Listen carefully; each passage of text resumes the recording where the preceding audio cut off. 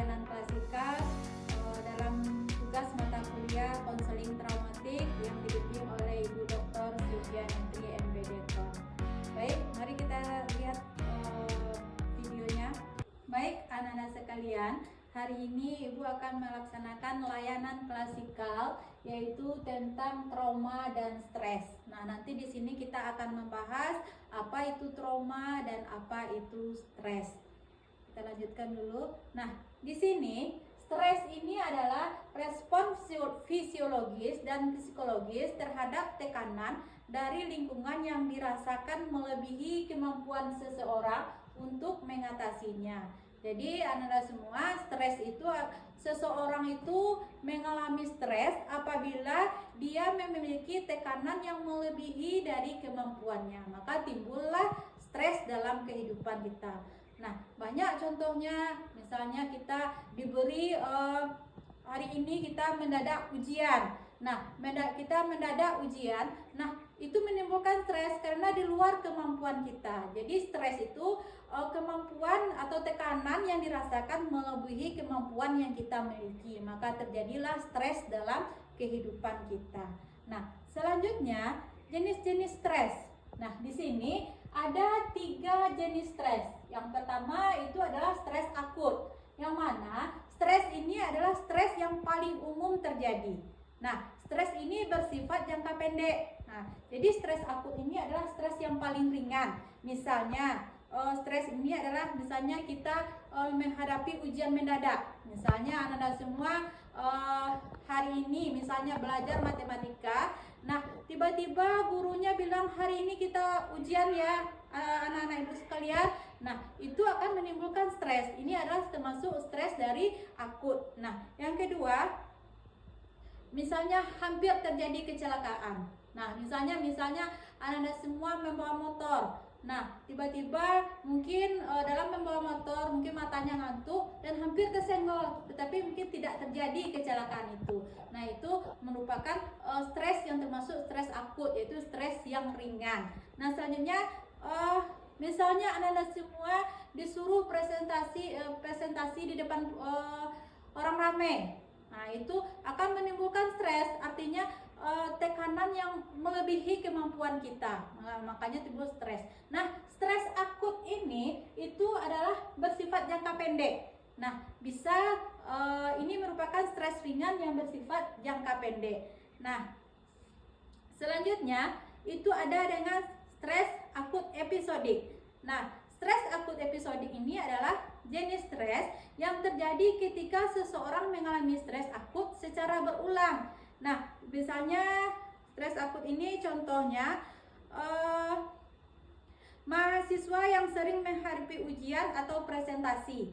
Nah, di sini mahasiswa yang mengambil banyak mata kuliah berat sering merasa cemas dan tertekan setiap kali ada ujian. Ini termasuk dengan stres akut episodik. Yang mana stres ini terjadinya secara berulang-ulang. Misalnya kemarin dia mengalami stres juga, dan sekarang mengalami stres lagi. Jadi terjadinya bukan sekali tetapi berulang-ulang. Nah, yang ketiga itu adalah stres kronis. Nah, stres kronis ini adalah stres yang berlangsung dalam jangka panjang dan bisa disebabkan oleh kondisi hidup yang berat seperti kemiskinan, masalah rumah tangga yang terus-menerus, atau pekerjaan yang penuh tekanan tanpa solusi. Jika tidak dikelola dengan baik, stres kronis ini dapat berdampak negatif pada kesehatan fisik dan mental. Nah, contohnya tadi yang seperti Ibu sebutkan, apa contohnya stres kronis ini? Ini stres kronis ini adalah stres yang paling beratnya di antara 3 stres ini. Nah, contohnya misalnya orang hidup dalam berumah tangga yang selalu rumah tangganya bermasalah terus. Nah, itu adalah yang menyebabkan hal itu terjadi di luar kemampuannya. Nah, itu adalah stres yang termasuk stres kronis. Yang kedua itu beban kerja yang berlebih dan lingkungan kerja yang tidak sehat. Misalnya di dalam pekerjaan kita diberikan beban kerja yang melebihi kesanggupan kita atau yang di luar kemampuan kita. Nah, itu akan menyebabkan stres pada diri kita yang akan nantinya akan mengganggu kesehatan dan mental kita, dan akan berpengaruh nanti mungkin banyak orang yang di stres kronis ini nanti akibat stres ini mungkin mengalami hipertensi atau mengalami demam. Nah, itulah penyebabnya banyak penyakit yang terjadi berawal dari stres kronis ini. Yang ketiga, contoh dari stres kronis ini adalah kesulitan ekonomi yang berlarut-larut. Banyak sekarang ya anak-anak semua, apalagi di zaman yang sekarang ini, di zaman yang cuaca yang begitu panas, ekonomi banyak yang mengalami kesulitan ekonomi, banyak sekali itu. Nah, akibat mengalami kesulitan ekonomi maka timbullah stres. Nah, itu akibatnya timbullah stres dalam diri kita, yang mana kemampuannya itu, ekonominya itu tidak mencukupi untuk kebutuhan hidupnya. Jadi itu adanya tekanan yang berlebihan dalam hidupnya sehingga timbullah stres. Betul contohnya. Yang keempat, mengasuh anggota keluarga yang sakit parah. Nah, itu juga menimbulkan stres dalam diri kita. Misalnya anak kita yang sakitnya menahun, misalnya sakit yang begitu parah. Nah, belum lagi tuntutan pekerjaan, belum lagi tuntutan ekonomi. Nah, anak juga sakit. Nah, itu akan menimbulkan stres kronis dalam hidup kita. Nah, tinggal di lingkungan yang tidak aman atau konflik sosial. Nah, itu juga menimbulkan stres kronis. Nah, selanjutnya kita akan menggali dari penyebab stres ini. Yang pertama, apa sih penyebab dari stres ini? Yang pertama adalah tuntutan akademik atau pekerjaan yang berat. Nah, seperti yang Ibu jelaskan tadi, mungkin dalam perkuliahan, atau dalam perkuliahan itu ada tuntutan akademik atau pekerjaan yang begitu berat, yang di luar kemampuan kita. Nah, itu akan menimbulkan stres. Yang kedua, masalah keuangan atau ekonomi keluarga. Nah, banyak sekali fenomena yang terjadi, itu masalah keuangan ini adalah masalah nomor satu yang menyebabkan tingkat stres yang banyak terjadi di kalangan masyarakat. Nah, misalnya masalah keuangan. Yang ketiga, konflik dalam hubungan sosial, baik di rumah, sekolah, atau lingkungan kerja. Yang keempat, perubahan besar dalam hidup seperti kehilangan orang tercinta, perceraian, atau pindah tempat tinggal. Selanjutnya, kesehatan fisik yang menurun atau penyakit kronis. Dan terakhir, tekanan dari harapan yang terlalu tinggi terhadap diri sendiri dan lainnya. Jadi kita tidak perlu punya ambisi yang begitu tinggi atau harapan kita yang terlalu tinggi yang rasanya tidak menyanggupi kemampuan kita. Nah, itu akan menimbulkan, kalau tekanan yang terlalu tinggi akan menimbulkan stres dalam diri kita. Selanjutnya, nah, setelah kita menggali penyebabnya, bagaimana sih tips kita agar terhindar dari stres ini? Yang pertama, kelola waktu dengan baik. Artinya kita bisa membagi waktu dengan baik. Misalnya dalam membagi waktu antara belajar, antara di rumah, antara bermain, kita harus bisa membagi waktu dengan baik. Yang kedua, perbanyak ibadah. Nah, apabila kita mengalami stres, kita harus banyak mendekatkan diri kepada Allah, kita banyak istighfar, kita banyak berzikir, dan banyak mengadukan permasalahan kita kepada Allah. Nah, itu solusinya, perbanyak ibadah. Yang selanjutnya, berolahraga secara teratur. Nah, usahakan dalam 1 minggu itu kita ada melaksanakan olahraga, misalnya berjalan kaki atau senam atau yang lain sebagainya. Jadi kita harus ada waktu untuk olahraga supaya peredaran darah kita menjadi lancar. Yang keempat, tidur cukup dan berkualitas. Nah, tidur yang baik itu antara 7 sampai 8 jam waktu istirahat. Jadi gunakanlah waktu malam kita itu jam 9 tuh kalau bisa kita sudah tidur. Dan cukupkan waktu tidur kita 7 sampai 8 jam dalam sehari. Nah, yang selanjutnya, lakukan relaksasi dan makan makanan yang bergizi. Jadi kita harus memiliki makan makanan yang bergizi. Jadi anak-anak semua jangan sering makan makanan yang bermicin atau yang seafood, junk food. Nah, itu kan yang paling tren sekarang bagi remaja gitu. Jadi kurangi makanan-makanan yang seperti itu, makalah makanan yang bergizi, 4 sehat, 5 sempurna. Dan selanjutnya, bangun dukungan sosial dan cari bantuan orang yang profesional dalam menghadapi terhindar dari stres. Misalnya bisa dengan bantuan konselor atau bantuan misalnya guru kita atau orang tua kita. Nah, itu contoh bantuan profesional. Nah, setelah kita membahas tentang stres, kita selanjutnya membahas tentang trauma. Apa sih itu trauma dan apa perbedaan antara trauma ini dengan stres?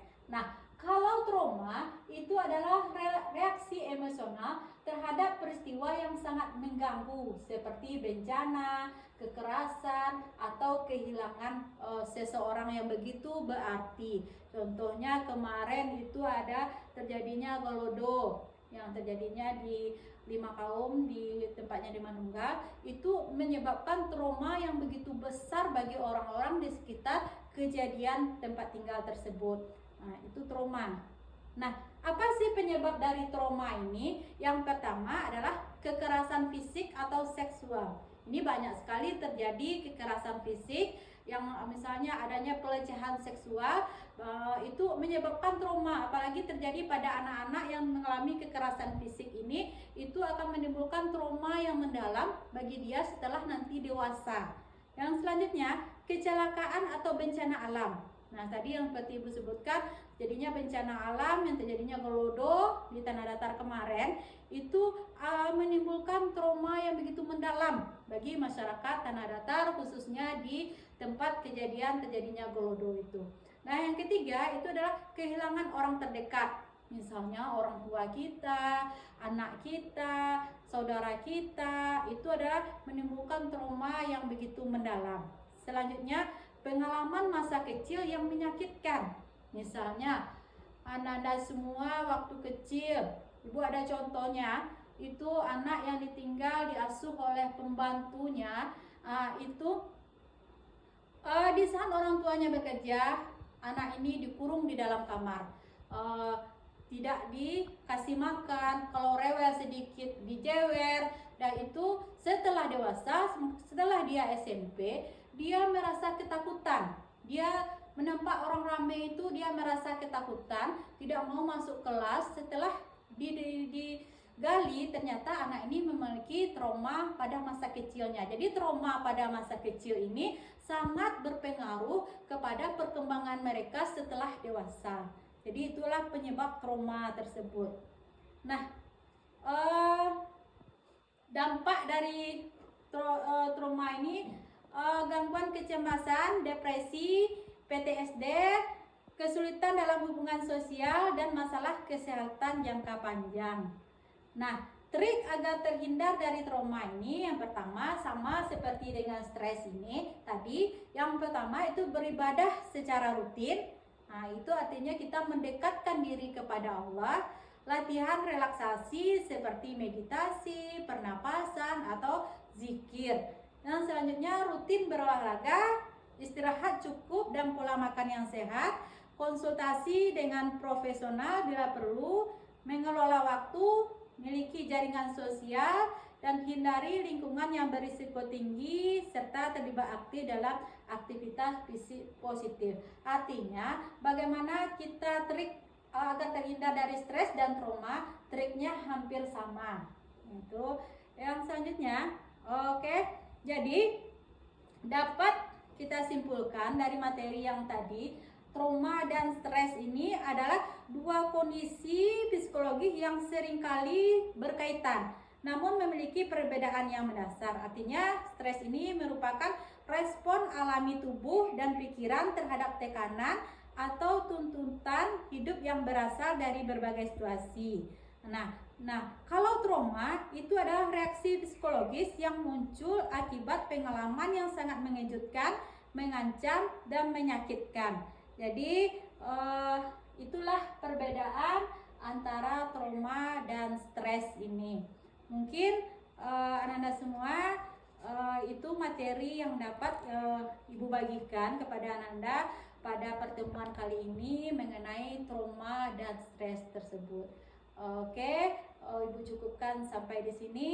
Ibu sudah nanti sesi tanya jawabnya kita berikan di waktunya. Cuma Ibu cukupkan sampai di sini. Ibu sudahi dengan Assalamualaikum warahmatullahi wabarakatuh.